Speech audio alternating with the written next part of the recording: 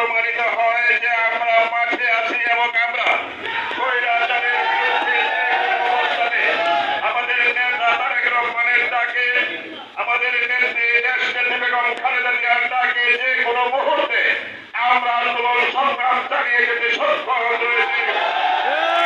বন্ধুরা, আমার আপনাদের কাছে আমার নিবেদন থাকবে, অনুরোধ থাকবে, আপনারা আজকের থেকে বাড়িতে যে প্রত্যেকটি এলাকায় শহীদ জিয়াকে যারা আজকে অপমানিত করেছে তাদের বিরুদ্ধে যতক্ষণ পর্যন্ত ব্যবস্থা নিতে পারবো না, ততক্ষণ পর্যন্ত আমরা রাজপথ ছাড়বো না।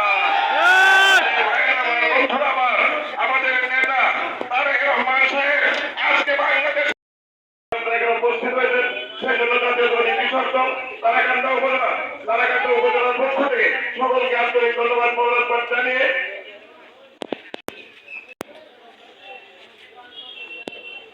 অনুরোধ করি। এবং আজকে আমাদের তারাকান্দা উপজেলার একটা মিটিং হওয়ার কথা ছিল।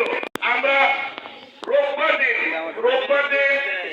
আগামী রোববার দিন আসরবার আজকের মিটিংটি অনুষ্ঠিত হবে। যারা এই কমিটির সদস্য রয়েছেন ওই স্থানে অনুষ্ঠিত হবে। প্রত্যেকে যথাসময়ে উপস্থিত থাকার জন্য অনুরোধ জানিয়ে আমি আমার বক্তব্য এখানেই শেষ করছি।